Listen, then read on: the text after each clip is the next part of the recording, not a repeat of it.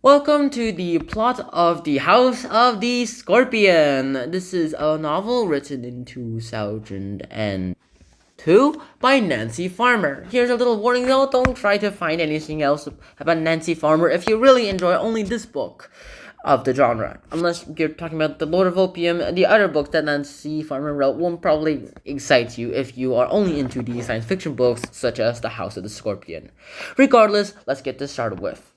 Now, the House of the Scorpion starts off before our main character's birth. It starts off with this guy, a scientist, growing a bunch of dead skin cells inside a little petri dish. Now, what is he growing dead skin cells for? He's trying to turn them into a human clone, which has succeeded before, except that these samples are over 100 years old and are not viable towards the treatment. He goes ahead and finds and tries new ways to make them grow. All of them fail. All of them die within the cow's womb that is used as the missioning plant. But then he finds this new technique and uses it, and finally this one over here, blooms. Now, the scientist himself goes ahead and looks at the ETR and the womb itself, and he looks at the development of the fetus inside the female cow's womb. And when he's ready to get out, the female cow is slaughtered, uses meat as food, and the person that you are controlling, well, it has been revived now. And now it's time for our first part of our main protagonist to come in. Our main protagonist is this guy named Matt. And Matt, oh, there's two T's by the way. Matt himself is pretty busy with his own stuff too. He loves his life, he loves doing other things, and he's kind of annoyed by his friends sometimes. But all of this is regardless because he's Matt. Now, Matt one day goes ahead and, well, is locked inside a house with Celia as his guardian and caretaker. Now, all the boys and girls are all like, yeah, this guy's too stupid. He's not a clone, he's not an agent, he's just too stupid, but he's also so smart. Regardless, this is actually what happens. The House of the Scorpion goes ahead and it tells us the story of our little hero cutting his right foot onto a piece of glass as he shattered the window that was nailed shut, and eventually they found out that he was a clone and that clones to their eyes were useless, so there wasn't much that they could have done at the time. In the end, however, that didn't really happen. We went ahead with our original main series and other things as well too. Now, the House of the Scorpion itself eventually evolves itself towards with our character Matt. Matt himself is now 70 or 60 something, and he's finally doing something really useful towards them. He's looking for a Scorpion scale, which can only be seen in red light, but he's not about to tell these guys that. He wants them to figure it out themselves.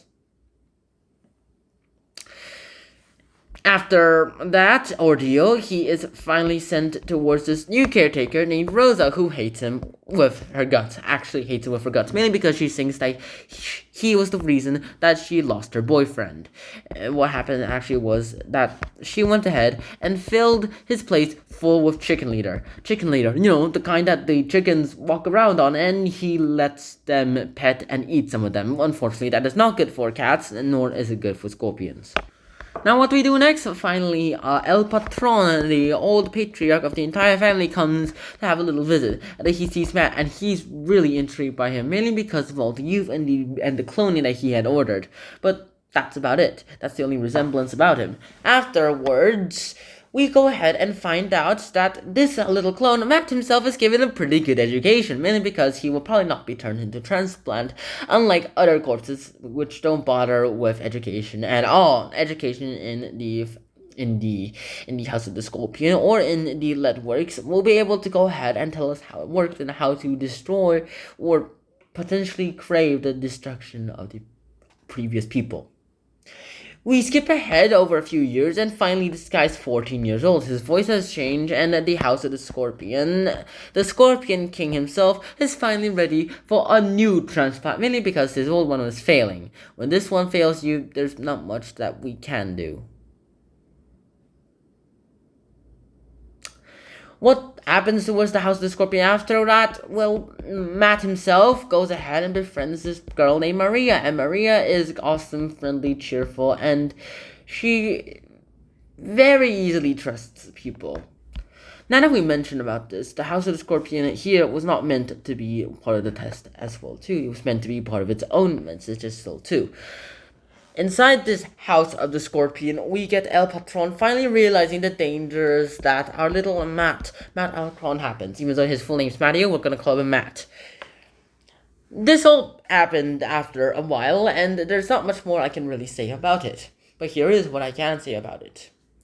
Inside this House of the Scorpion, there is so much allegories of what is it? Shakespeare inside the text itself. The House of the Scorpion goes ahead and tells us all of this. It gives Matt an education, which gives him the ability to read books. It takes away the education and the ability to read books, which makes him rely on this animal usage to make secure results, as well as making accurate interpretations. In the end, that's all it takes for today, and I really hope I will be able to see you guys soon in the next one, unless this is our last whiteboard reading, at least for me, or at least for almost the rest of you. What do we do? That's up for you to decide, but I really like a good bye-bye. Now, I hope you guys enjoyed this episode of Hunter and Sean. I hope to see you guys soon, and so until next time, peace, bye-bye!